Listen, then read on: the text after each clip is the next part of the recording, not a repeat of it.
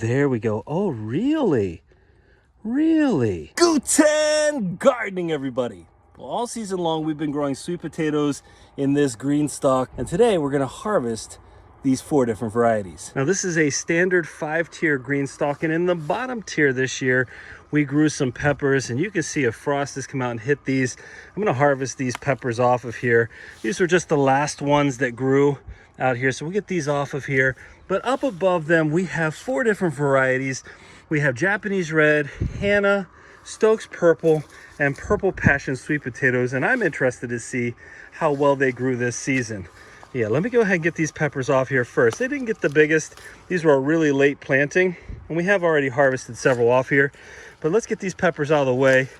They're gonna be really tasty as well alongside these sweet potatoes. All right, this is gonna be a really easy harvest. I'm gonna go ahead and take the top tier here, and I'm gonna dump it over in our keyhole bed where we grew our Sharp O'Mearas and our Baltic Rose this year.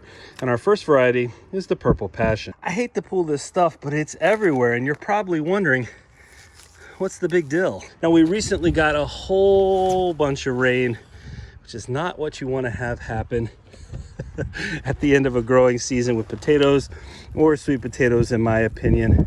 But let's see what we ended up with down in here. We planted 6 slips in each of these tiers in this bed. And one of the things we know about growing sweet potatoes in our GreenStalk, we've been able to get some pretty good size, some pretty good production in the past. One of the things that we've talked about a lot in the past, in my opinion, is that there are different plants or different vegetables that might be ideal for a GreenStalk or ideal for vertical gardening, that might not require as much depth as sweet potatoes require, and that you might be even more productive. But I'm going to tell you that we've been really pleased with the overall production of our sweet potatoes in our GreenStalk. And so that's something to keep in mind as you're considering what vegetables to grow if you have a GreenStalk. And if you don't have a GreenStalk, you know, there's always a lot of really good sales that they put together to get one at a pretty decent price. Hey, here is a whole grouping of fingers. These didn't really bulk up the way I'd want, but there's still a whole bunch of them, so these are gonna be nice and tasty. But there's always a good time, I think, to get in there and buy one when they're not at full price. I think that's something that we would typically recommend you do. Try to find a time when you can get them on sale. There's a whole bunch of different sales that come along, but you can always make the decision as to what it is that makes the most sense for you to grow. For us, we like experimenting around. We like growing these root crops like our sweet potatoes in here. And we've had, again, varying results. And I think the different varieties really show themselves up differently. Some of these sweet potatoes seem to do better, seem to be more effective in these smaller spaces. But one of the things that we talk about here, and we get to the last little bit here, but one of the things when it comes to growing these sweet potatoes in here is for somebody who's never tried growing sweet potatoes, because realistically, hey, that's pretty nice right there. Realistically, the sweet potatoes tend to be a plant that requires a lot more space. And so those who are just patio gardening might feel pretty limited in their ability to grow something like this. But we want to encourage you that this is another option, and you don't necessarily need a ton of space to grow some good sweet potatoes. Now, these are not the biggest we've grown this season, but quantity-wise, they're actually pretty solid production here. I'm pleased with this top tier. Let's see what our second variety has done. All right, tier 2, Stokes Purple. Now, I think I've actually mentioned this before, but I think, at least in one of my other sweet potato videos, the Stokes Purple and the Purple Passion have both been good producers for us, and I consider them to be pretty comparable in taste. It's all about where you can get a hold of the different varieties. But just remember, for us, we started growing our purple sweet potatoes, the Stokes Purple sweet potatoes, from a store-bought sweet potato, and our Purple Passion we got from Taterman.com. Taterman has done a really nice job with providing us with really high quality sweet potato slips in the past.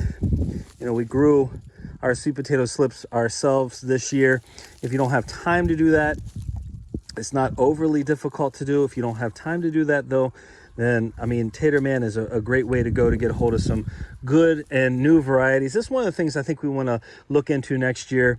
We had 8 varieties of sweet potatoes that we grew this season. So 8 varieties, but what new varieties, what varieties haven't we tried that we could get here in Zone 5, Wisconsin? Hey, a couple of pretty nice ones on here. You see how easy this harvest is too with our GreenStalk? I mean, again, I'm just pulling these out and I'm just going to slip them right off here. I don't want to mix up my 2 varieties because when it comes to starting new slips next season, we want to keep growing these 2 varieties. I don't want to mess that up at all. I want to know which one's which, even though, as I said, I think they're pretty comparable in terms of taste. Look, I'm just basically separating it tier by tier and then just giving it a little shake here. And you see the sweet potatoes popping out. Now, one of the things that I had to ask myself, and I didn't do it this season, I was going to just plant 3 slips per, but I went ahead and did the 6 slips per tier again. I'm wondering what that would do in terms of the overall size of our sweet potatoes if we reduce that down to just 3. It's kind of hard when I have limited space. I just kind of want to take advantage of every single little bit of space. But at the same time, if I get bigger sweet potatoes, maybe that's one option there. But I've talked about this before. You know, that conundrum of should I plant 3, should I plant a half a dozen? And each of these is always one of the things that I have to question. All right, this is our Hannah variety, and unlike the other 2, it's not purple, but it is a variety that's really common. It is a white skinned sweet potato, but it's a variety that's really common in our stores. You see, I'd say it's more of a tan than a white, but it's got a white flesh. It's a variety that we grow that is definitely on the starchier side. It's not as sweet as some of the other sweet potatoes that we grow. Oh, that one did not. Really? Oh no, it came detached. I thought we had our first unproductive sweet potato. But, ooh. Oh, that one's just kind of, oh, there we go. Oh, really? Really? Some vole damage in a green. This is actually, as far as I know, the first time I've seen vole damage in one of our GreenStalks. I don't recall seeing that before. Typically speaking, they don't get in there. Instead, they go for easier targets. But hey, you never know how these things happen. Hey, these are looking pretty nice in terms of size. I know that one got eaten up a little bit, but in terms of general size, this is probably the most consistent size as these, you know, these single serving size sweet potatoes. And so, you know, as we look at these decisions as to which varieties to grow where, it seems to me like Hannah, which this is I think 4th generation Hannah.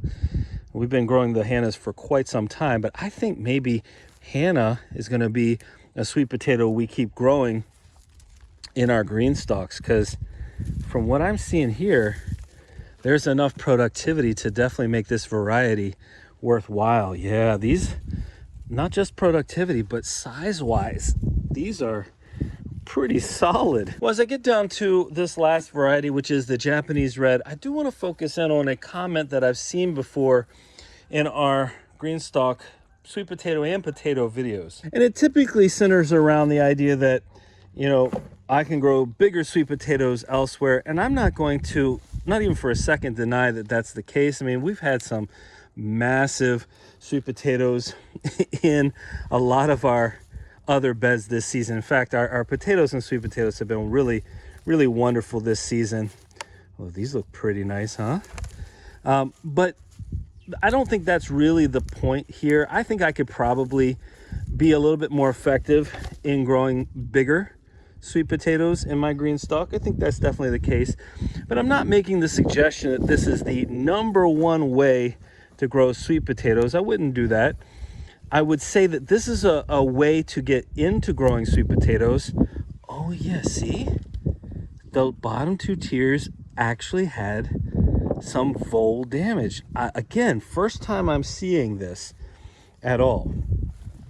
What I'm suggesting is that it's fun to experiment around, and you know, if you're somebody who has not grown sweet potatoes before, and you have a GreenStalk and you don't have a ton of space. I mean, I hate to think that space is the limiting factor for anybody when it comes to sweet potatoes. I want everybody to have an opportunity to grow this wonderful crop. And I'm just suggesting that maybe this is a way to take advantage of limited space and still grow some sweet potatoes on your own. Now, this was the next to lowest tier. It was also the least productive tier. And that's one of the things I said, if we had grown even on that 5th tier, I doubt we'd have gotten much of anything. It's one of the things we've noticed about our green stalks when it comes to our root crops. We grew peppers instead. They did just fine.